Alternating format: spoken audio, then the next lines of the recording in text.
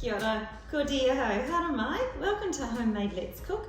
We're making a brownie tart today, and I've had to do a little bit of prep work for that on the stove just before we've come to air. So in a medium-sized pan, I've got 85 grams of dark chocolate drops and melted that with 85 grams of butter.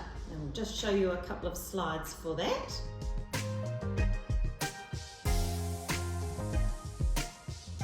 Now, into that, 1 cup of sugar, and today I'm using white sugar, and we'll just mix that in.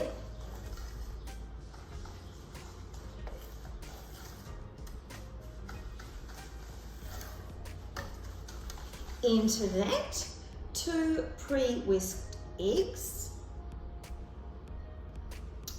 Our oven, of course, is on, and that's heating up to about 175 degrees. Our cooking time today is about 20 minutes. In go those eggs. There's not too many ingredients to this recipe, which is fantastic. And nor does it take very long to do either, which is what we all love.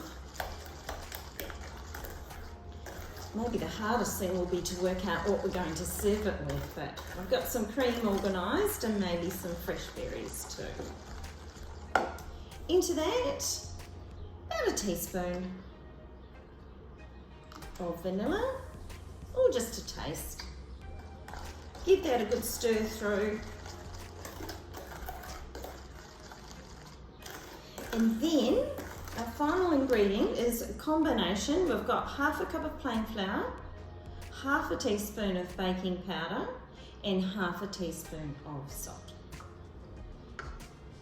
As you'll find with most brownies, they don't really have a lot of flour content. And of course, we kind of want them a bit gooey, don't we? And particularly when you're making it as a tart, which is pretty much a dessert, you can probably get away with it being a little more gooey in the centre. I'm trying not to make that flour go everywhere, but try as I might, it is puffing up a little bit.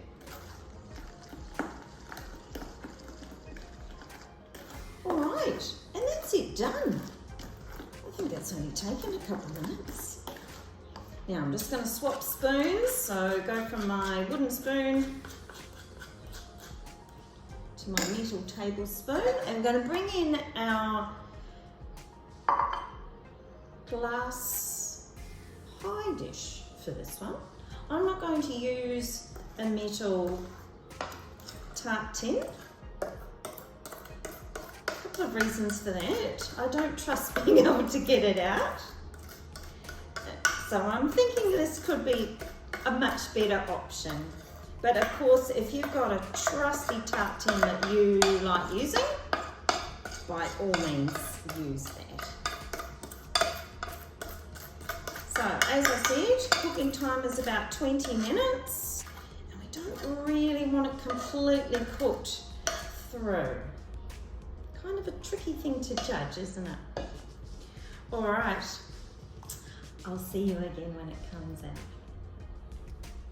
So here's our brownie out of the oven. We've got a crack around the outside, and we've still got a bit of a wobble in the middle. So testing your brownie and making sure it's still got a little bit of goo in the center is a really tricky process. What you want is for your toothpick, when you put it in around the edges, to come out clean, and in the middle to still come out with a little bit of goo on it.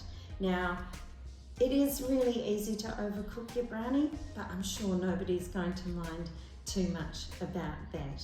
So what will happen is that your brownie will continue to cook while it's cooling down.